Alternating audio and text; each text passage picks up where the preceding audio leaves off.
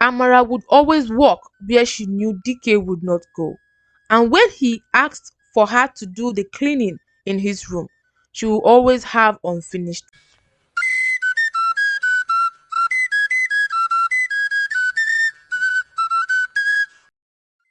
Once upon a time, in the village of Nkwo, there lived a widow called Ezinne.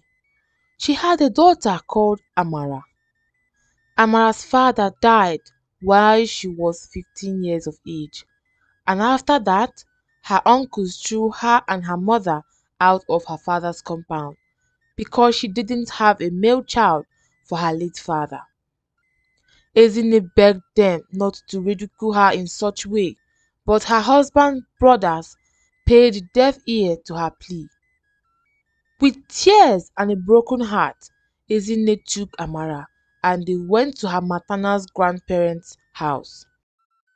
Ezinne was doing all she could to care for her daughter since her late husband's brothers had taken their home and even their farmlands. Ezinne would work for people in their farms just so she could get money to buy food for herself and her daughter. She took on multiple jobs just to earn enough for both of them. Amara would watch her mother work so hard during the day and cry at night. She would often come home tired and weak. She remembered how well her father took care of her mother, and each time she thought about it, tears of sadness fell from her eyes. She woke up one morning and told her mother that she would go to work with her to help her lessen the burden. Ezinne refused, but seeing the look of determination on the face of Amara, she agreed and they went out to work. Amara did well, to the amazement of her mother, and a strange feeling of happiness filled Ezinne as she looked at her daughter working with determination. She prayed in her heart for things to become better soon. From that day forward, Ezinne and Amara would often go to work. One morning, Amara was already preparing for work, but her mother was still not ready. She went to check on her only to find her still sleeping. She called on her multiple times, but she did not respond.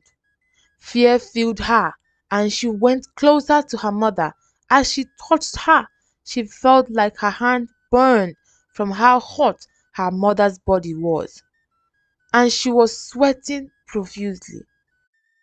She quickly opened the windows to allow the morning air into the room. Then she rushed and got some cold water and a small piece of cloth. She soaked it in the water and used it to clean her mother's body. Ezinne was breathing hard while Amara was cleaning her body. After Amara saw her mother go back to sleep, she went to the village herbalist and he went home with her. He gave her some herbal concoction and some leaves that she would use on her mother. When she finished, she went to where she and her mother was working, only to find someone there doing their work. She went to her employer and explained what had caused her delay, but he simply said it was not his business with what happened in her family, and that if she wanted to continue working there, she had to come early the next day or he would replace her with someone else. She walked until she saw a fallen tree trunk along the road. She sat down there and cried till she felt better. Then she returned home. She took care of her mother at night and got little sleep, and then she woke up very early to prepare for work. She kept everything her mother would need and left. She felt so tired, but she still worked because her first priority was her mother. One evening, she was having dinner with her mother when Ezinne shouted. My eyes! My eyes! What happened to my eyes? She had been having blurry eyesight in the last few weeks, but she didn't say anything to Amara not to make her worry. Amara brought some water for her to wash her face, but nothing happened. She rushed to the village doctor who came and told her her mother had eye problems and she would lose her sight if she isn't given the proper treatment. Amara was devastated. She ran to her uncles and begged them for assistance, but none looked her way. As she was going back home, Ifaka, her uncle's wife, gave her some money and told her to manage it, that it was all she had at the moment, and she thanked her. She gave the money to the doctor, who said it wasn't enough to commence treatment on her mother. She then went again to the herbalist, who took pity on her and gave her some herbs that could help her mother. And soon enough, their money ran out, and Ogu, the herbalist, refused to give her mother treatment because they owe him so much money. Amara woke up one morning and left the house in search for a new job to add to her current one, when she saw a goat tied to a tree on the path. A sinister plan entered her mind. Should I take this goat, or should I not take this goat? She asked herself. She saw herself going towards the goat and removing it from the tree.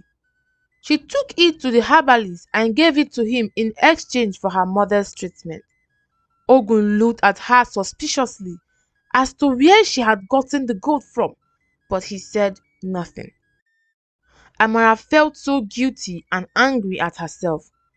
The guilt feeling was weighing down on her, and she didn't know how to make it stop. Her mother was receiving local treatment. That was the most important thing to her. She would deal with other things later. Ofo had told his son to bring the goat back home after grazing, but Eloka forgot to do so.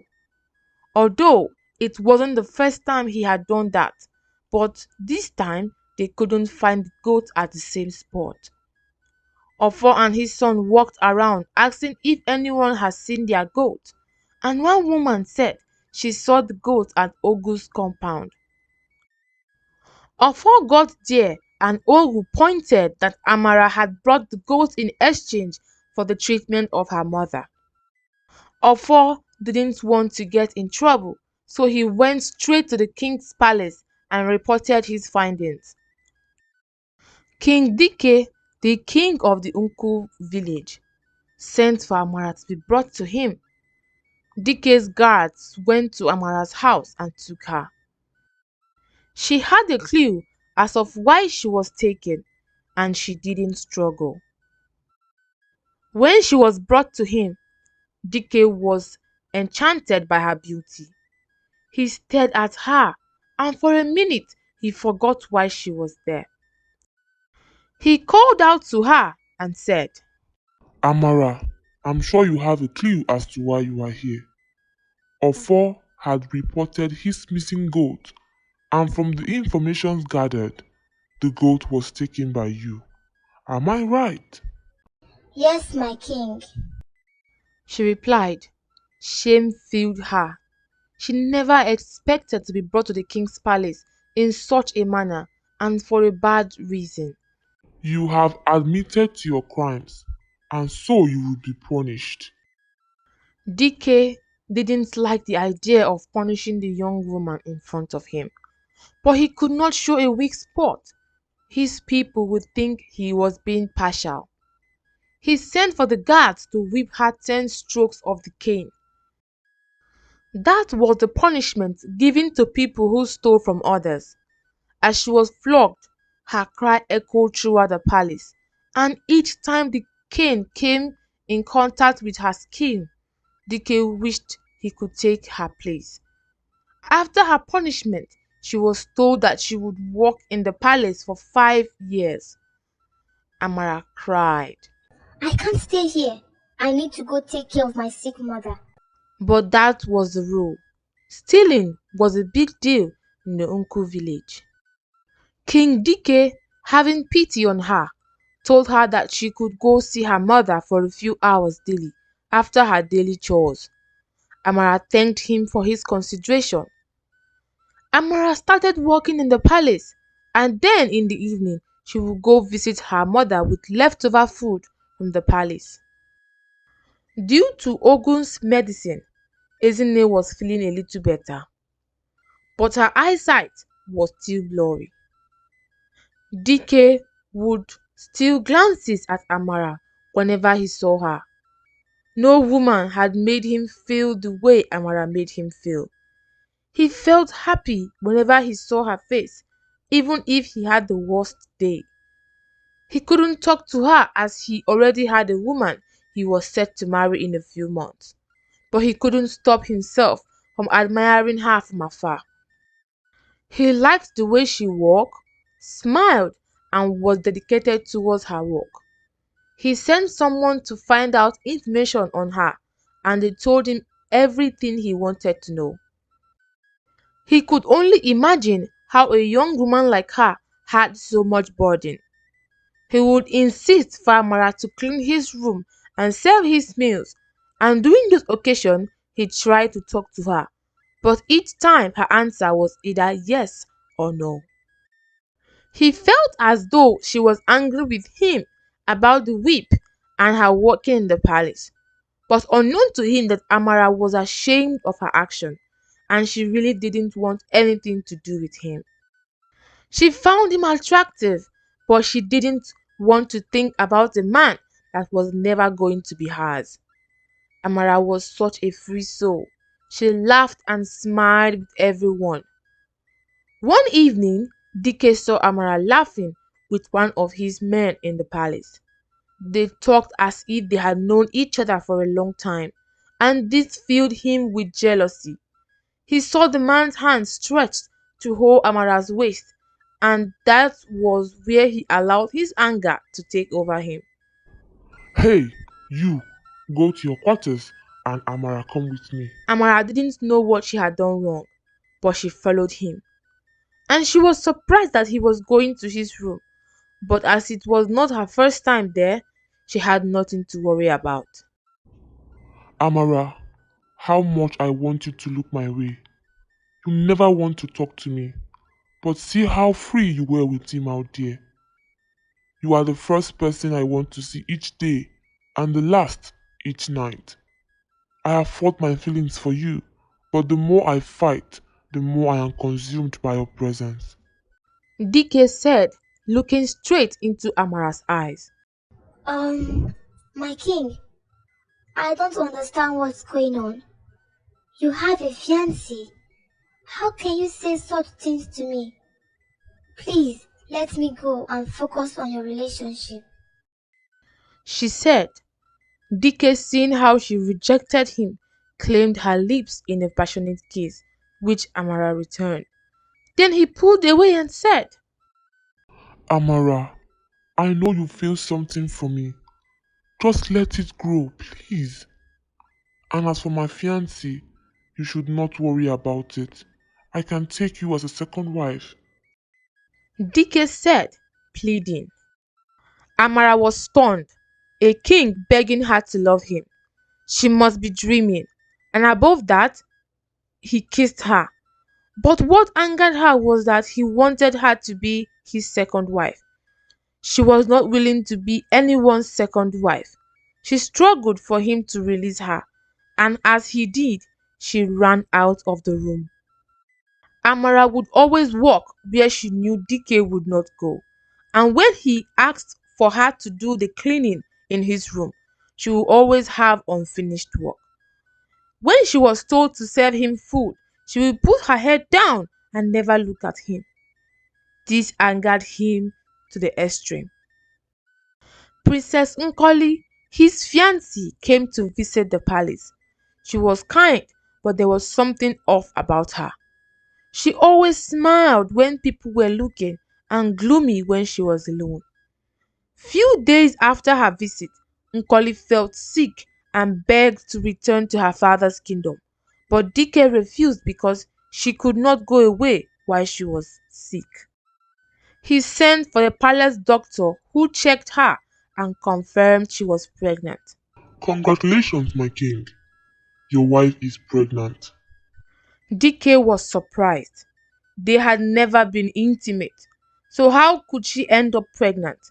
He talked to Nkoli, who told him that she didn't love him and that she was forced into the marriage. that she had someone she loved, but her father had disapproved of him.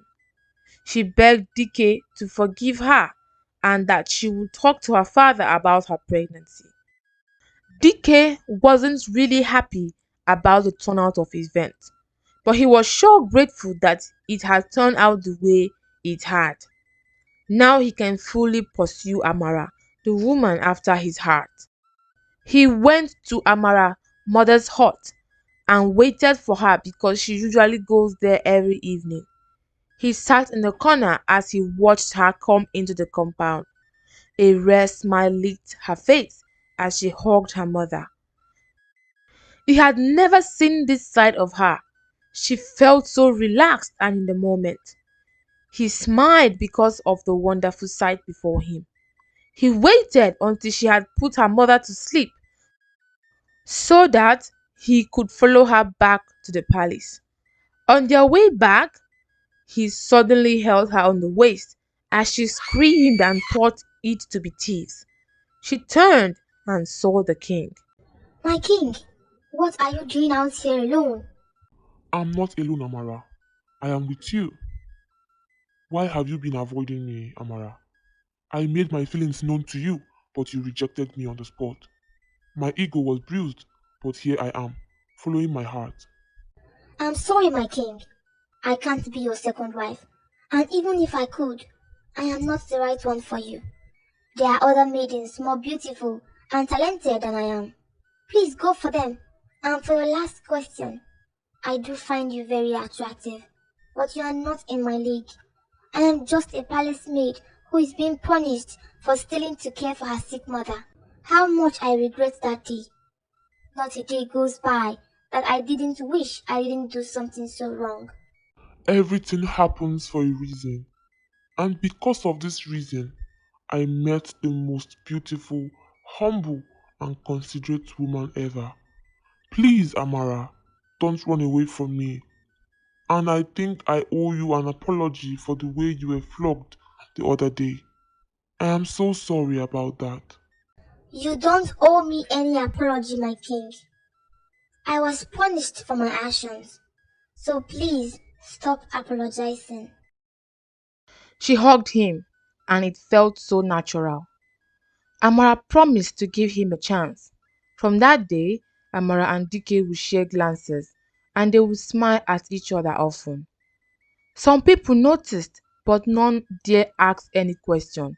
In their minds, if there was anything going on between Amara and Dike, it would be that Dike was just using her for his own pleasure. Dike and Amara's relationship grew so well. Amara soon finished her punishment and she returned to stay with her mother. She and Dike still saw each other on a daily basis. He begged her to bring her mother to live in the palace, but Amara refused. She wanted Dike to marry her first, but at the same time, she wanted to make sure she and Dike were doing the right thing. Dike also told her of how he paid Ogu, the herbalist, to continue giving medicines to his mother. She thanked him profusely, with happiness in her heart. One evening, Amara put her mother to sleep after dinner and she retired for the night. She didn't have to work anymore because Dike was sending her money for keep up. She woke up the next morning, made breakfast, swept the compound, and went to wake her mother to have breakfast with her. But Ezinne was stiff on the bed. Amara shouted, "Mama, Mama," but there was no response.